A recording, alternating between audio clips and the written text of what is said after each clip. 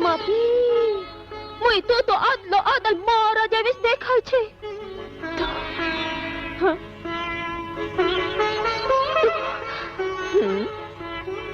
तू कौन छे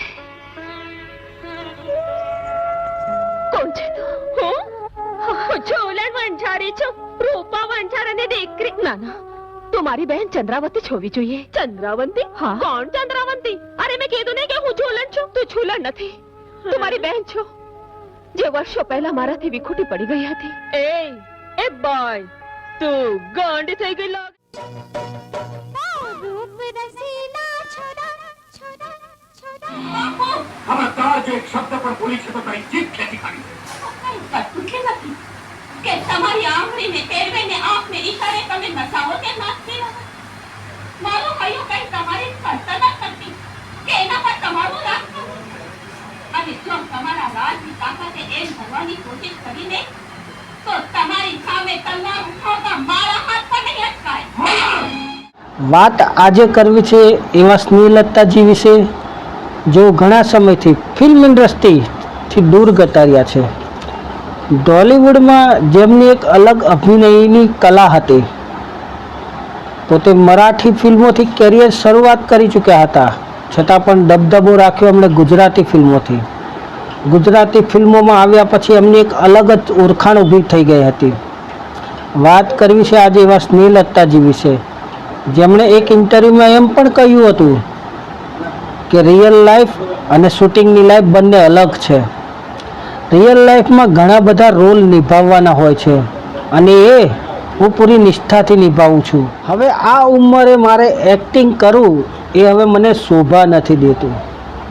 હવે મારે મારા ફેમિલી તરફ ધ્યાન આપવું જોઈએ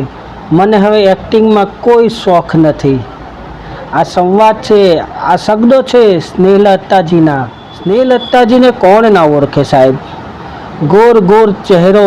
અને અણિયારી આંખોથી લોકોના હૃદય ઉપર રાજ કરી ચૂકેલા અભિનય પાથરી ચૂકેલા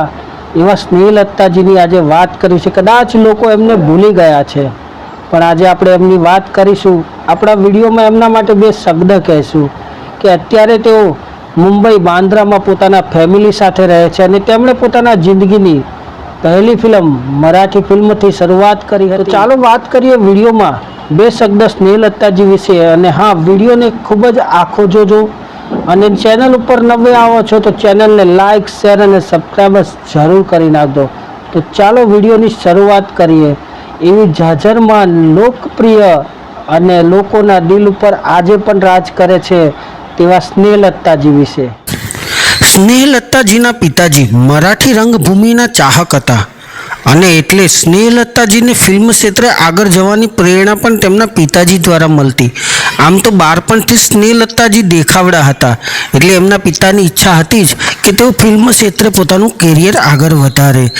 એમણે મરાઠી ફિલ્મથી પોતાની શરૂઆત કરી હતી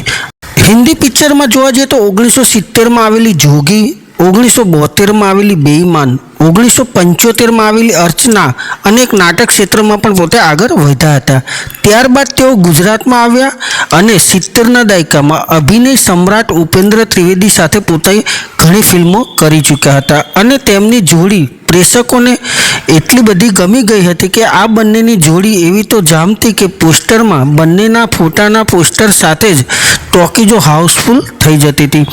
તેમને બંને સાથે ઘણી બધી ફિલ્મો કરી ચૂક્યા હતા ફિલ્મોની નામ લઈએ તો ઘણા બધા ફિલ્મો છે કદાચ વિડીયો લાંબો પણ થઈ જાય માટે આપણે થોડાક જ નામ લઈશું જેમાં રાનવગણ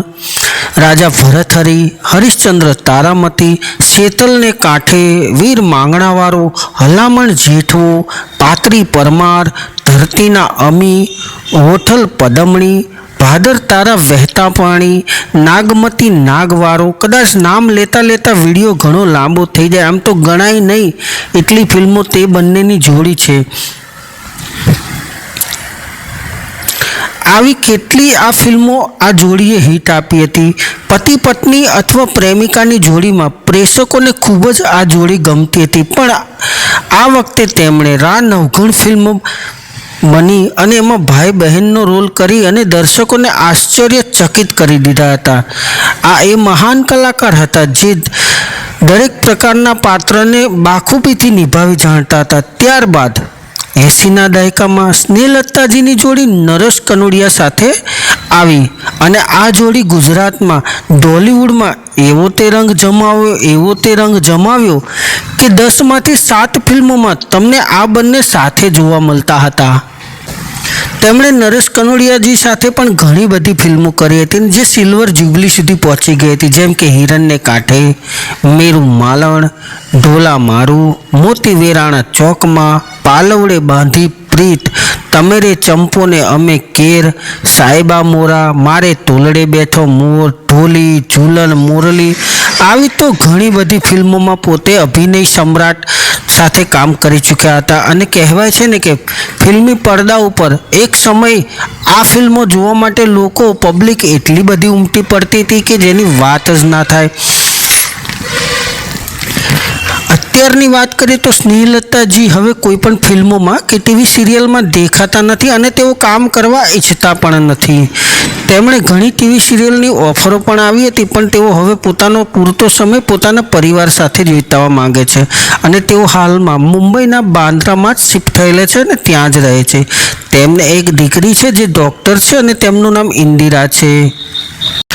આમ તો લગભગ ઘણા સિતારાઓ કોઈને કોઈ પ્રસંગમાં અથવા ઇવેન્ટમાં આપણને જોવા મળી જતા હોય છે, પણ સ્નેહલતાજીની વાત કરીએ તો તેઓ જાહેરમાં આવવાનું પણ ટાળે છે અને તેઓ હાલમાં શું કરે છે તે લોકો સુધી પહોંચાડવાનું પણ તેમને ઓછું ગમે છે અને તેઓ હાલ શું કરે છે એ વિશે પણ ખૂબ લોકો ઓછું જાણે છે. થોડાક વર્ષો પહેલાં ગુજરાતમાં સુરેન્દ્રનગર જિલ્લાના વઢવાણ તાલુકામાં તેમના કોઈ ફેમિલી ફ્રેન્ડ ફંક્શનમાં મેરેજમાં ત્યાં તેઓ આપણને જોવા મળ્યા હતા, જે સોશિયલ મીડિયા ઉપર તેમની તસવીરો છે જ. 2013માં સુરત ખાતે જે ગુજરાતી સંમેલન હતું સ્નેહ મિલન, તેમાં પણ સિંહનો ફાળો આપનાર ઉપેન્દ્ર ત્રિવેદી અને સ્નેહલતાજીનું સન્માન કરવામાં આવ્યું હતું. ત્યારે તેમની હાજરી એક વખત જોવા મળી હતી. પછી તો તેઓ ક્યાંય આપણને હજુ સુધી દેખાયા નથી. તમને કદાચ તેમના વિશે કોઈ માહિતી હોય અથવા તમને પણ એમના વિશેનો કોઈ પ્રસંગ યાદ હોય તો જરૂરથી અમારા કોમેન્ટ બોક્સમાં કોમેન્ટ કરીને અમને જણાવજો અને તમને એમના કયા ફિલ્મો વધારે સારા લાગ્યા હતા તે પણ અમને કોમેન્ટ કરીને જરૂરથી જણાવજો. તો ફરી મળીશું જલ્દી જ નવા એક કલાકારની વિગત સાથે. ત્યાં સુધી ચેનલને લાઇક, શેર અને સબસ્ક્રાઈબર્સ જરૂર કરી નાખજો. તો આ હતા એ સ્નેહલતાજીની વાતો,